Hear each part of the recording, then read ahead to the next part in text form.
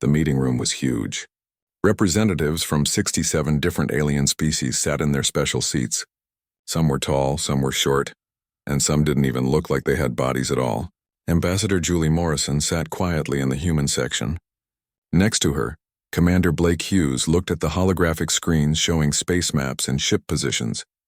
A large alien with 4 arms stood up. His name was something Julie couldn't pronounce, but he represented the Korthian people. He pointed at the screen with 2 of his hands. "The Vraxian Empire is moving again," he said in a deep, angry voice. The computer translated his words into English for Julie. "They have 300 warships at the border. Each ship is as big as a small moon." Everyone in the room started talking at once. The Vraxians were known across the galaxy as conquerors. They had taken over 17 different planets. Their ships were massive and covered with weapons. Most species were afraid of them. A shiny, crystal-like alien stood up. She was from the Selenite people. Her body reflected the lights in the room like a prism. "We must fight back," she said. "I suggest we build a coalition fleet. We need at least 2,000 ships." Julie pressed the button on her chair that let her speak to everyone. "Earth wants to help with this coalition," she said clearly. Wave of quiet laughter moved through the room. Some aliens tried to hide their smiles. Others didn't bother.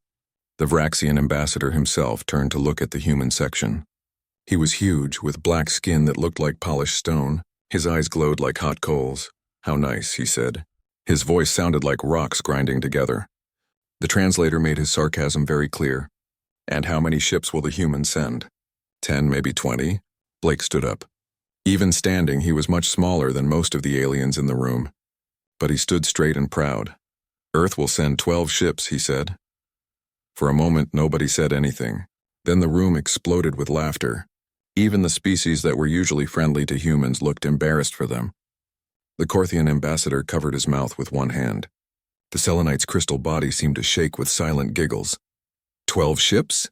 The Vraxian ambassador laughed so hard the floor seemed to shake. "We have scout groups bigger than your entire fleet. Maybe you should stay home, little humans. Let the real powers handle this war." Julie's face stayed calm, but her hands gripped the armrests of her chair tightly. "We appreciate your concern, Ambassador," she said, "but humanity will do its part for the coalition." "Do what you want," the Vraxian said, waving one massive hand like he was brushing away a fly. "When your tiny ships are destroyed in the first minute of battle, don't say we didn't warn you." The council meeting continued, but Julie noticed the looks the other ambassadors kept giving the human section. Some looked sorry for them. Others looked annoyed. A few just looked amused. Humanity had been part of the Galactic Council for 15 years now, but they still weren't taken seriously. Their ships were small. Their fleet was tiny. Most aliens thought of them as interesting but unimportant. After the meeting ended, Julie and Blake walked through the enormous hallways of the council station. The ceilings were so high they seemed to disappear into darkness. The hallways were built to fit every size of alien, which made humans feel very small. "They think we're a joke," Blake said quietly. "Let them think that," Julie answered. "Admiral Carter knows what she's doing. Those 12 ships will be enough, will they?" Blake stopped walking and turned to face her. "Julie, the Vraxians have 300 warships." 300. Even with the Coalition's 2,000 ships, this is going to be the biggest space battle in 100 years. "Our 12 ships won't even be noticed," Julie smiled. It wasn't a happy smile. It was the kind of smile someone makes when they know a secret. "Trust the Admiral," she said. "Trust our people. We didn't come to space just to be laughed at forever." Far away, in a completely different part of space, Admiral Lisa Carter stood on the bridge of her ship, the UES Valiant. She was looking at reports and battle plans. Outside the windows, 11 other ships floated in perfect formation. These were her fleet. All 12 ships that Earth was sending to fight the Vraxians. The ships didn't look like much. They were small compared to the massive vessels other species used. Each human ship was only 300 meters long. Most alien warships were 10 or 20 times that size. Some were even bigger. Captain Ryan Ford walked up to Lisa with a tablet computer in his hand. "Final checks are complete, Admiral," he said. "All ships are ready to jump to the Coalition meeting point." "Any messages from the Council?" Lisa asked. Ryan smiled a little. "The usual. They're worried about our limited contribution. Some of them suggested we might be more useful doing support work instead of fighting." One species even offered to let us park our ships inside their carriers so we'd be protected during the battle. Lisa laughed quietly. How thoughtful of them. Send them a polite no thank you, and tell them we'll meet them at the coordinates. It's time they learned what these 12 ships can really do. It's going to be quite a surprise. Ma'am, Ryan said. That's exactly what I'm hoping for. Captain. Lisa looked out the window at her small fleet. They looked weak and vulnerable compared to the giant warships other species built. But looks could be very deceiving. The Vraxian Empire was about to learn that the hard way. Each human ship was built differently than alien vessels. Other species thought bigger was always better. They built enormous ships with enormous weapons and enormous engines. But humans had taken a different approach. Human ships were small on the outside but incredibly powerful on the inside. Every ship had a reactor that produced more energy than most alien vessels 10 times their size. That energy powered shields stronger than anything else in the galaxy. It powered weapons that could punch through armor that was supposed to be invincible. And it powered engines that could make the ships move faster than should be possible. The other species didn't know any of this. They looked at the size of human ships and assumed they knew everything about them. They were wrong. Begin the jump sequence, Lisa ordered. Let's go show the galaxy what humanity can do. The 12 ships disappeared in flashes of light, jumping through hyperspace toward the battle that would change everything. The staging area looked like a city made of starships. Over 2,000 vessels from 30 different species hung in the darkness of space. At the center was the Coalition command ship, a Korthian super dreadnought called the Warbringer. The ship was 6 kilometers long and covered with enough weapons to destroy a planet. When the human fleet arrived, almost nobody noticed. 12 small ships appeared and quietly moved to the outer edge of the formation. This was where support ships usually stayed during battles. Ships that carried supplies or rescued survivors, not ships that did any real fighting. On the Warbringer's bridge, Commander Torvik looked at his tactical displays. He was an old Korthian warrior with scars from 16 major battles. He had 4 eyes and 4 arms, and right now he was using all 4 eyes to study the battle plans. The humans have arrived, one of his officers said. The officer pointed at 12 small dots on the edge of the formation. Torvik's mouth parts clicked together in what might have been amusement. I see them, he said. Put them in the reserve position behind the main battle line. If they survive the first attack, they can help rescue people from damaged ships. But before the officer could send those orders, a communication request came in from the human flagship. Torvik accepted it. Admiral Lisa Carter's face appeared on his screen. She was small compared to most species, but something about her eyes reminded Torvik of veteran soldiers he had known. Admiral Carter, Torvik greeted her. Welcome. I was just about to assign your ships to the reserve area where you'll be safe. With respect, Commander, Lisa said calmly. My fleet will take position at the front. We'll be the first ships to engage the Vraxians. Every officer on the Warbringer's bridge turned to stare at the screen. The front? Torvik repeated. He wasn't sure he had heard correctly. Admiral, I appreciate your bravery, but your ships are too small for frontline combat. One shot from a Vraxian cannon could destroy your entire vessel. I understand what Vraxian ships can do, Lisa said. I also understand what my ships can do. The UES Valiant and her sister ships will form the first line of defense. A young Selenite officer named Quarath leaned close to Torvik and whispered, Commander, maybe we should let them. When their ships are destroyed in the first few seconds, it might distract the Vraxians long enough for us to attack. I can still hear you, Lisa said. The translator had picked up every word. Your communication system is still on. Quarath's crystal face somehow looked embarrassed. My apologies, Admiral, she said. Lisa continued in the same calm voice. Commander Torvik, I'm not asking for your permission. I'm telling you where my ships will be. You can arrange your other forces however you like, but the human fleet will take the front position. There was steel in her voice now. It was the voice of someone who was absolutely certain about what they were doing. Torvik had heard that tone before from warriors who had survived impossible situations. But this was different.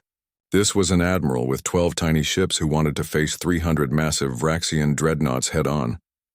Very well, Admiral, Torvik said finally, but I'm noting in the official records that I recommended against this. Noted and accepted.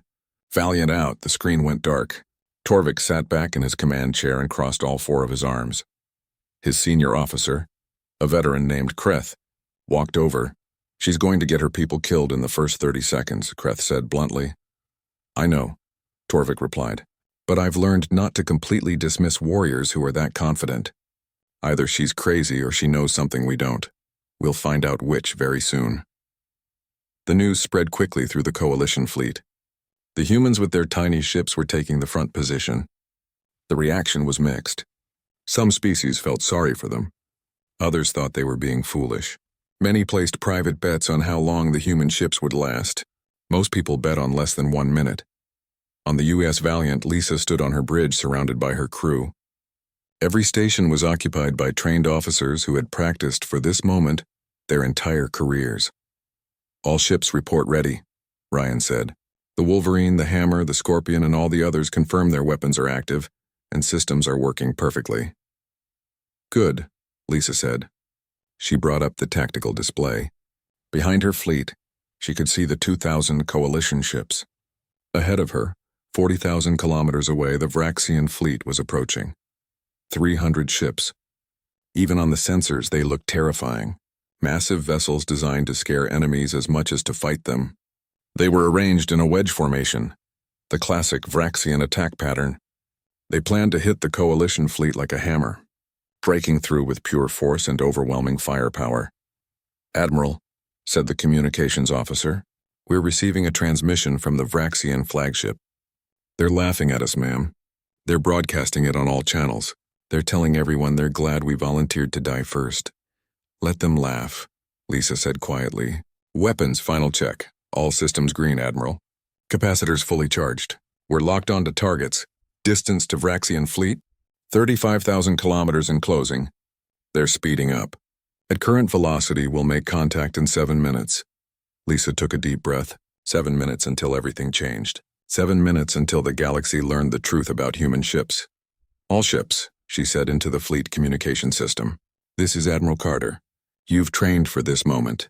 You know what's at stake. We're not here to match the Vraxians ship for ship. We're here to show them what humanity brings to space. Remember your training. Trust your crews, and make every shot count. Responses came back from all 11 other ships. Every voice was filled with determination. Behind the human fleet on the Warbringer, Torvik watched the countdown timer. His sensor officer suddenly spoke up. Commander, I'm detecting strange energy readings from the human ships. Their power output is increasing rapidly, far more than ships that size should be able to produce. What kind of readings? Torvik asked. I'm not sure, sir. It's not in our database. It's almost like each of those small ships contains more power than our entire dreadnought. But that's impossible. Torvik leaned forward, all 4 eyes focused on the display. Or maybe we've been making wrong assumptions about human technology, he said quietly. The timer counted down. 5 minutes, 4, 3. The Vraxian fleet opened a communication channel to everyone. Humans. The Vraxian war leader's voice boomed. We respect your bravery in volunteering to die first. We will make your destruction quick. Perhaps the other species will learn from your mistake. Lisa smiled. It was not a friendly smile. All ships, she said softly. Prepare to engage. Show them what we've been hiding. And then 12 small human ships began to change. The Vraxian fleet moved forward in perfect formation. 300 warships arranged in a deadly wedge.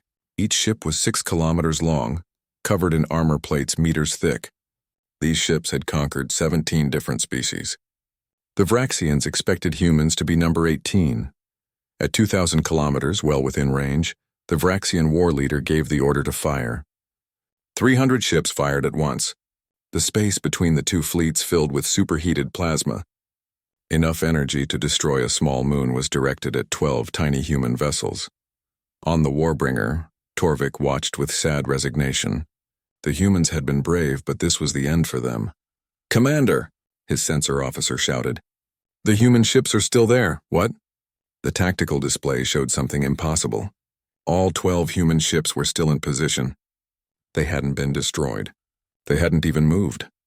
They've deployed some kind of defensive field, the sensor officer reported. His voice was shaking. It absorbed 97% of the Vraxian attack.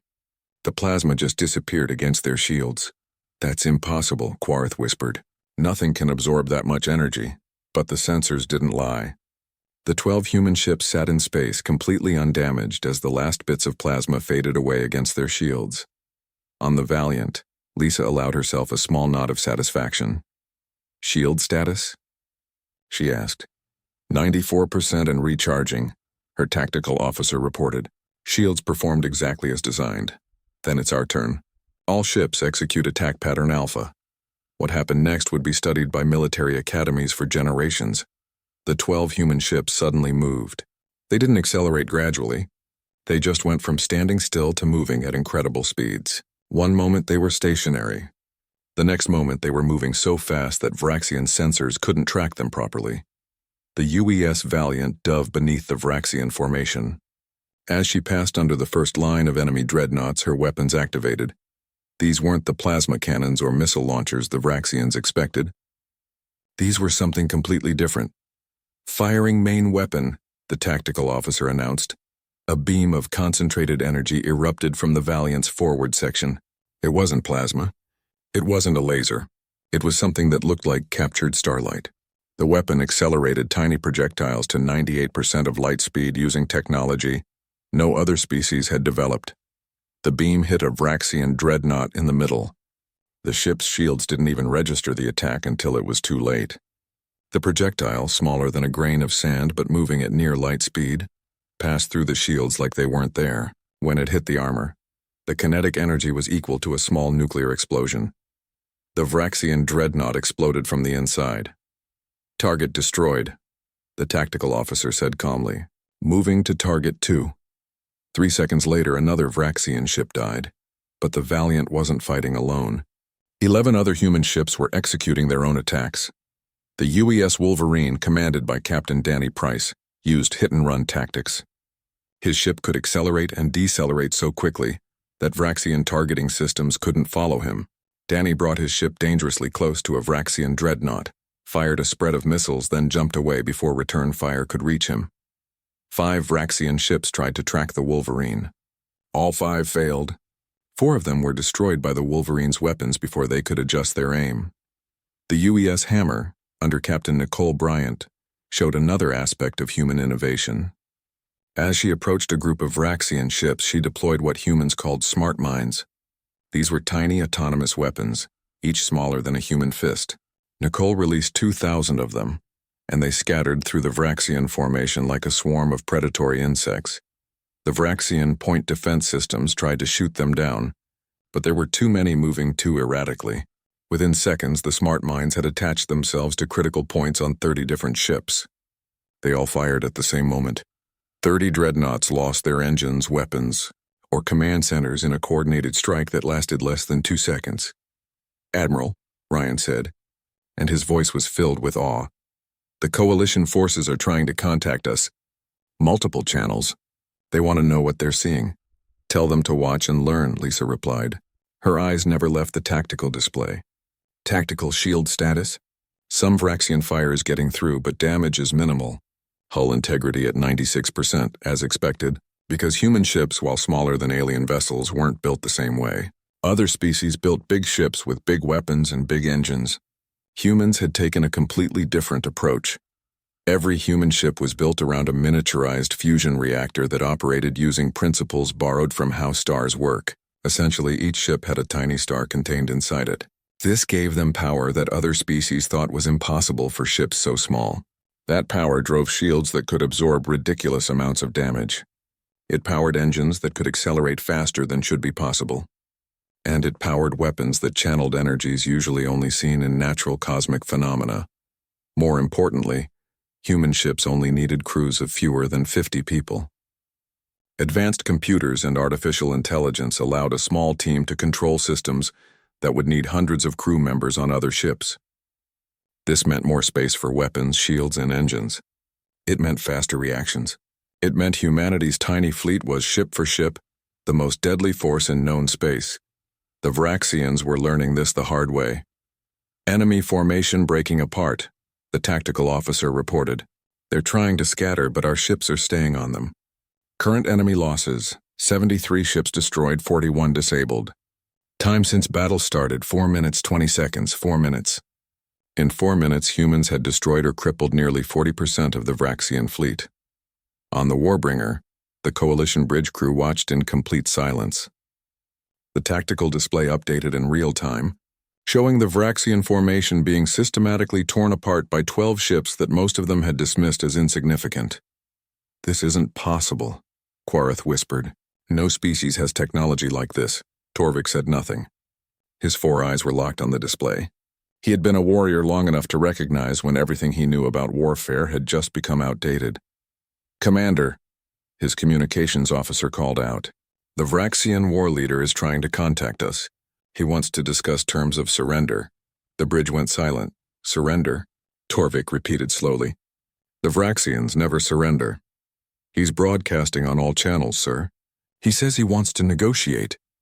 "Negative," came Admiral Carter's voice over the Coalition command channel. "The Vraxians aren't surrendering to you, Commander Torvik. They're surrendering to us. The UES Valiant will accept their terms directly." Torvik could only nod slowly. Of course they were surrendering to the humans. Because in 5 minutes humanity had just proven they didn't need the Coalition. The Coalition needed them. The battle was over. The Vraxian fleet, or what was left of it, had pulled back to a distance of 50,000 kilometers. Their weapons were powered down. This was a gesture of submission that nobody had ever seen from the Vraxian Empire in all of recorded history. Of the 300 ships that had started the battle, 89 had been completely destroyed. 67 more were crippled and floating dead in space. The remaining ships were all damaged to various degrees. Their once perfect hulls were scarred by impacts from weapons that shouldn't have been able to touch them. The 12 human ships hung in formation exactly where they had stopped pursuing. Not a single ship had been lost. Total human casualties, 0. On the Warbringer, Commander Torvik called an emergency meeting with the Coalition's senior commanders. They appeared as holograms around a conference table. Representatives from 15 different species were present, and every single one looked shocked. "Would someone like to explain what we just witnessed?" demanded Admiral Crystalia of the Selenites. Her normally calm voice was sharp. "Those human ships violated every principle of engineering I know. Power output, shield strength, weapons range, speed, everything. None of it should be possible in vessels that size." "Obviously it is possible," said General Vorthon of the Centaurians. "The question is, why didn't the humans tell us they had such capabilities?" "Maybe because we never asked," Torvik said quietly. "We saw small ships and assumed they were weak. We judged them by our own limitations and never considered they might have found different solutions. They made fools of us," growled a Korthian admiral. "They let us laugh at them while they had weapons that could destroy entire fleets." "Not just weapons," said Quarath, displaying sensor data above the table. "I've analyzed the battle. Their shield technology is decades beyond ours. Their engines use some kind of space compression that we haven't figured out yet. And their weapons aren't energy-based at all. They're kinetic accelerators operating on a scale we've never achieved."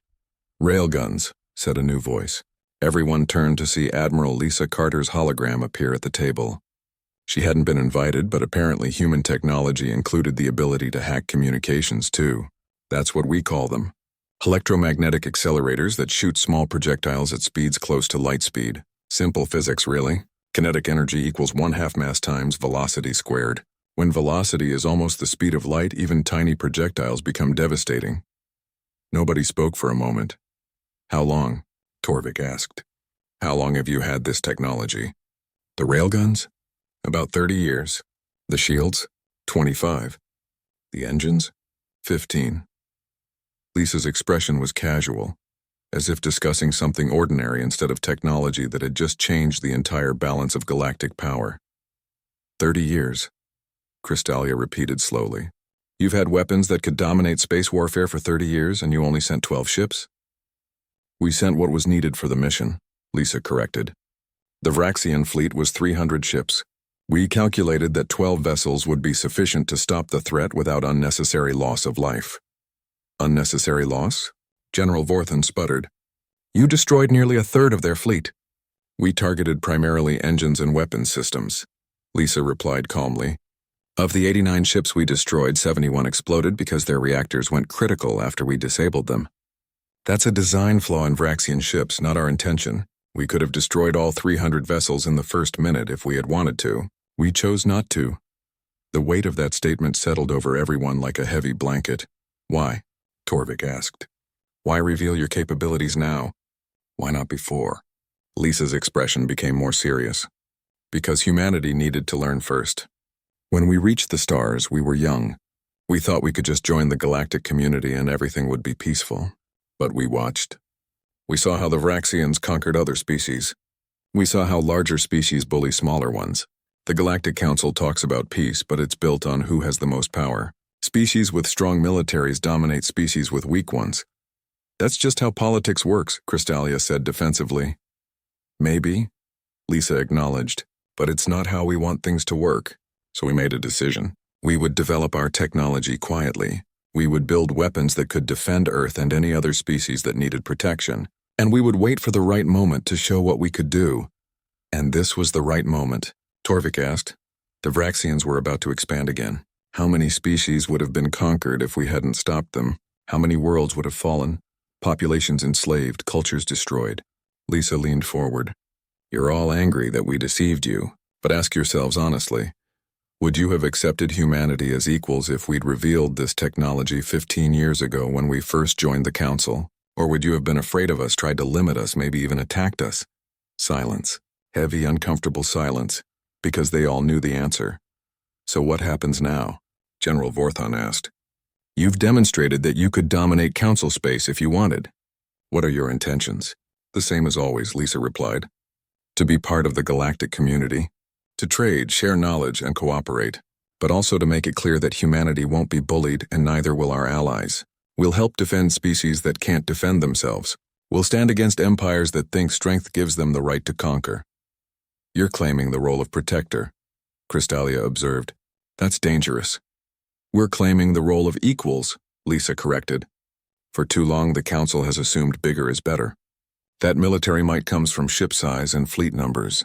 We're offering a different model. Efficiency over size, quality over quantity. She paused. The Vraxian war leader wants to meet with me. He wants to discuss surrender terms. I'm going to offer him a choice. His empire can continue as before, conquering and oppressing, and humanity will oppose them every time. Or the Vraxian Empire can reform, can become a real member of the Council through partnership instead of domination. They can learn that cooperation is stronger than conquest. And if they refuse, Torvik asked, the next time they threaten Council space, we won't just disable their ships. Her expression hardened. We'll show the full extent of human military power. We really hope it doesn't come to that. The meeting ended shortly after. But across the Coalition fleet, conversations continued. In every mess hall and on every bridge, crew members tried to understand what they had witnessed. The small ships that everyone had mocked had just rewritten the rules of warfare. More importantly, they had changed the social structure of the Galactic Council. Humanity wasn't a minor species anymore. They were a power, maybe the greatest military power in known space. The question now was what kind of power they would become.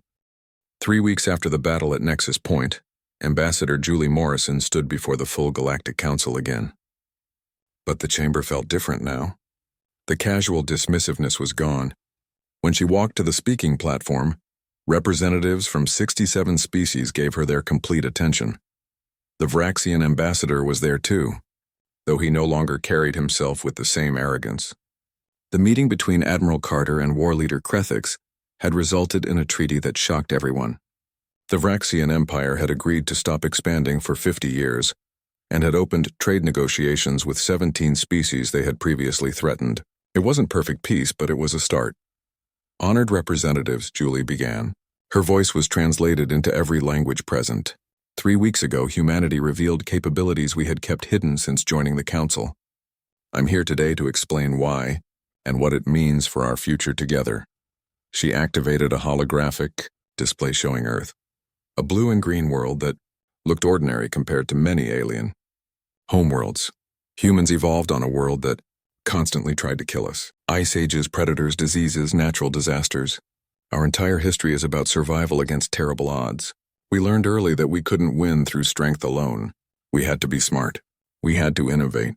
We had to work together. The display changed, showing humanity's rapid technological progress, from stone tools to spacecraft in just a few thousand years. When we reached the stars and found the Council, we were excited. We thought we'd find partners and friends, species who believed in cooperation and respect. And we did find that to some degree. But we also found empires built on conquest, species judged by fleet size, smaller civilizations bullied by those with bigger weapons. She paused, looking at different ambassadors. We realized that if we showed our full capabilities immediately, we'd become either a target or a threat. Species would fear us or try to steal our technology, or band together against us. So we made a strategic decision. We would appear weak while we learned the truth about galactic politics. We would watch, listen, and prepare. You deceived us, said the Corthian ambassador, though his tone was thoughtful rather than angry. We protected ourselves, Julie corrected gently. And while doing so, we learned something important. Most of you are good. Most species in the Council genuinely want peace, but the system doesn't always reward those values. It rewards military power and economic strength. We want to change that. She changed the display again, now showing technical blueprints that made several species scientists lean forward with interest. Humanity is prepared to share our technology with the Council. Not our weapons, not immediately, but our power systems, shield generators, and medical advances. We've developed cancer treatments that work on 23 different genetic types. We have fusion reactors that can power cities without pollution. We have faster-than-light communication that doesn't need relay stations. The chamber erupted in excited conversation. What she was offering represented advances that could improve billions of lives. But, Julie continued, her voice cutting through the noise, this sharing comes with conditions. First, all species that receive human technology must agree to a mutual defense pact. If any member is attacked without cause, all others will respond. No more will small species be conquered because they can't defend themselves. You're creating a military alliance, observed Ambassador Crystalia. We're creating a defensive alliance, Julie clarified. Humanity has no interest in conquest. We have plenty of empty space to expand into, but we will defend our friends. Second condition, she continued, all species must commit to transparent governance and basic rights for their people. We're not asking anyone to copy human political systems, but we insist on fundamental principles. No slavery, no genocide, no oppression based on genetics or beliefs like you're demanding we change our cultures, growled an ambassador. Julie didn't recognize. We're demanding you treat all intelligent beings with basic dignity, Julie replied firmly. If that's incompatible with your culture, then maybe your culture needs to change. Humanity had to evolve past ugly parts of our own history too. And the third condition? Torvik asked. No more mocking humans for having small ships, Julie said with a slight smile. We've been patient about that, but it's getting old. A wave of laughter, some nervous and some genuine, moved through the chamber. Seriously though, Julie continued, the third condition is simple. Mutual respect. We share our technology not as superior beings helping primitives, but as equal partners. In return, we expect to be treated as equals, regardless of fleet size or how long we've been in space. She turned off the display and looked around the chamber. I know many of you are still processing what happened at Nexus Point. You're recalculating power structures and alliances. You're wondering if humanity will become another empire trying to dominate others. I can't prove our intentions with words. We can only prove them through actions. But I can tell you this. We didn't develop our technology to rule the galaxy. We developed it to survive. And now we're offering to help others survive too. The vote took 3 hours. In the end, 41 species signed the Mutual Defense Pact and agreed to humanity's conditions. 20 species wanted more time to think. 6 species, including some Vraxian hardliners, voted against it, but 41 was more than enough. On the UES Valiant, Admiral Lisa Carter watched the vote results with Captain Ryan Ford. 41 species, Ryan said. That's a big portion of the council. It's a start, Lisa agreed. The others will join eventually. Some will join when they see the benefits. Others will join when they realize they can't afford not to. And a few will only join when they have no choice. Do you think it will work, Admiral? This alliance, this technology sharing? Lisa was quiet for a moment, looking at the stars through the window. I think humanity spent too long fighting itself before we reached space, she said finally. We had wars over resources, territory, and ideas. We nearly destroyed ourselves multiple times. But we learned. We learned that cooperation is stronger than conquest. That diversity is stronger than uniformity. That small, smart, and united beats big, dumb, and scattered every time. She turned to face Ryan. The galaxy is going to learn that lesson too. Some species will learn willingly by joining our alliance. Others will learn like the Vraxians did, by discovering that size doesn't matter as much as they thought. Either way, the lesson will be learned. And if they don't learn? Ryan asked. If some species decide humanity is a threat that needs to be eliminated? Lisa's expression grew cold. The same look she had worn when the Vraxians mocked humanity's tiny fleet. Then we have 800 more ships in production back home. And those 12 vessels at Nexus Point? They're our patrol ships, Ryan, our scouts. We haven't shown anyone our actual warships yet. Ryan blinked in surprise. You're serious? Completely serious. Because while the galaxy had been shocked by 12 human vessels defeating a Vraxian fleet, they didn't know about the shipyards orbiting Mars. They didn't know about the massive dreadnoughts being built in the asteroid belt, ships that made the Valiant look tiny. They didn't know about the weapons research on Europa or the training academies on Titan, where new officers learned not just how to fight, but how to fight smart. Humanity had revealed enough to change the balance of power, but they had kept enough hidden to ensure that if anyone tested them again, the response would be overwhelming. The Galactic Council had mocked the tiny fleet. They had laughed at humanity's small contribution. They had dismissed Earth as unimportant.